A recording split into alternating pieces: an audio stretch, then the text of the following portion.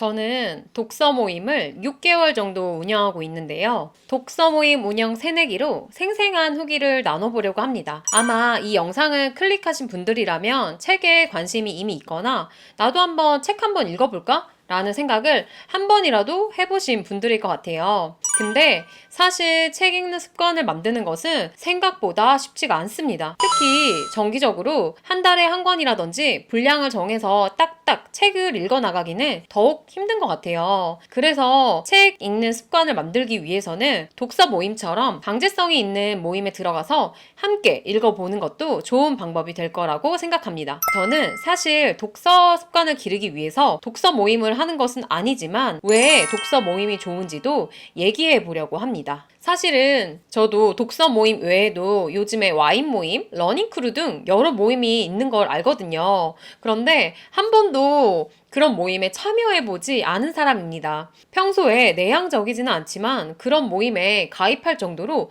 필요성을 크게 못 느꼈던 것 같아요. 하지만 오늘 제 이야기를 들으면서 독서 모임은 인생에서 한 번쯤은 호기심으로라도 도전해볼 만 하겠는데? 라는 생각을 해보시길 바라겠습니다. 제가 6개월간 독서 모임을 운영하면서 느꼈던 가장 큰 장점 2가지를 얘기해 보려고 합니다. 첫 번째는 인생의 후반전을 함께할 동지를 만난다는 겁니다. 인생의 후반전이라고 하면 40대, 50대 넘어서 시작되지 않을까라고 생각할 수도 있을 것 같아요. 인생의 후반전에 대한 기준은 사람들마다 다를 것입니다. 저는 내가 진정으로 성장해 보겠다 라고 생각한 시점 이후를 인생의 후반전이라고 얘기하고 싶습니다. 독서 모임을 하기로 한 사람들의 공통점이 있었어요. 바로 성장하는 사람이 되겠다라는 것이었죠. 성장 욕구를 적극적인 행동으로 옮긴 시점인 독서 모임에 참여한 시점으로부터 인생의 후반전이 시작된다고 생각합니다.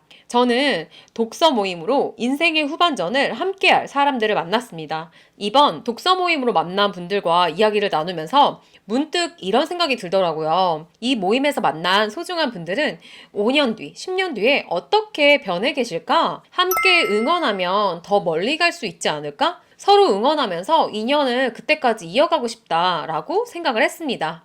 제 주변에는 생각보다 성장에 진심인 사람들이 없습니다.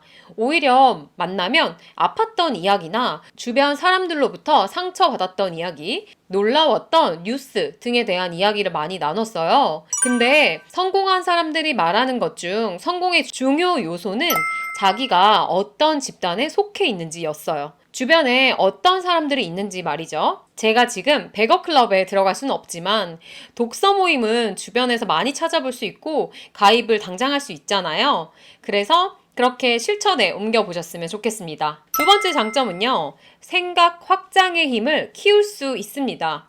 사실 혼자 독서하는 행위 자체도 생각의 힘을 키우죠. 그래서 부자들의 습관 중에 공통 습관은 독서입니다.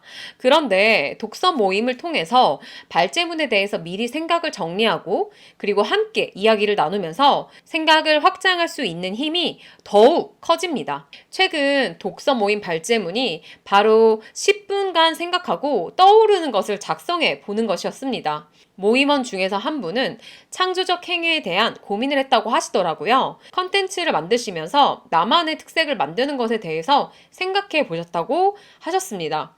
저도 컨텐츠를 만드는 사람으로서 요즘 들어 제가 만든 그 루틴에 따라서 컨텐츠를 만드는데 급급했던 것 같아요. 저만의 특색에 대한 고민은 뒤로 하고 있었더라고요. 아차 싶었습니다. 책 한 권을 읽으면서 제 머릿속에서 나온 여러 삶에 적용할 부분과 타인의 이야기 중에서 나에게 적용할 만한 것을 함께 생각해 보게 되더라고요. 더 풍부한 경험과 지혜를 얻어갈 수 있었습니다. 정리해보면 독서 모임에 참여하는 것은 내 주변에 긍정적인 기운을 주는 집단을 만드는 것입니다. 그런 에너지를 공유하며 서로 목표하는 것에 더 빠르게 도달할 수 있는 치트키라고 생각이 들더라고요. 그리고 저는 행복한 삶을 살기 위해서는 생각하는 힘은 필수 요소라고 생각을 해요.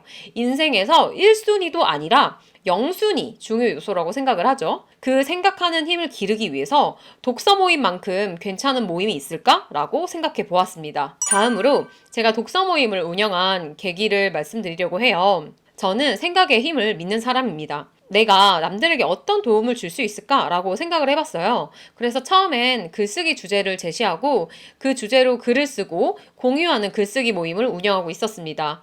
그러면서 글쓰기 모임과 다르게 독서 모임은 플러스 책도 읽어야 되기 때문에 참여자들이 해야 할 일이 더 많습니다. 그래도 혹시 참여자가 있을까? 독서 모임을 하면 더욱 삶의 변화가 두드러지게 나타날 텐데 말이야 라고 생각을 했어요. 글쓰기 모임도 운영해 봤으니 독서 모임도 한번 모집해보자 라고 생각을 했습니다. 그렇게 가볍게 시작한 모임이 지금까지 쉬지 않고 지속되어서 6개월간 운영을 하게 되었습니다. 다음으로 간단하게 진행 방식을 말씀드리려고 하는데요. 독서 모임도 진행 방식이 가지각색인 것 같더라고요.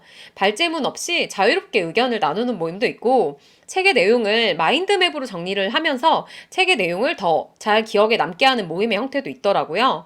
아니면 가장 기억에 남는 책의 내용을 공유하는 모임도 있더라고요. 근데 저는 사실 경제적 자유, 부자, 성공에 관심이 많은 사람이거든요. 그래서 운영하는 블로그도 부동산 투자를 주제로 하고 있어요. 그래서 책도 사실 돈, 재테크, 경제, 자기계발 분야를 초점으로 책을 읽고 혼자 공부하고 있었습니다. 그래서 처음에는 독서 모임을 할 때 돈이나 경제, 자기계발 관련 분야의 책을 선정했습니다. 그리고 지금도 책을 정할 때 경제와 자기계발 분야의 책은 꼭 후보에 넣습니다. 그리고 요즘에는 마케팅이나 인문 분야까지 범위를 넓혀가고 있네요. 참여하시는 분들이 모두 직장인이기도 해서 한 달에 한 권의 책을 읽고 있습니다. 그리고 저는 독서 모임에서 인원도 굉장히 중요한 것 같았어요. 저는 서로를 기억하는 모임을 만들고 싶었습니다. 발언할 수 있는 시간도 넉넉했으면 좋겠다고 생각을 했죠. 그래서 저는 소수로 운영하는 것을 원칙으로 삼아서 저 포함해서 4명을 모집하게 되었습니다. 1시간에 6개, 7개의 발제문에 대해서 돌아가면서 이야기할 수 있더라고요. 이제는 서로 어떤 도전을 하고 있고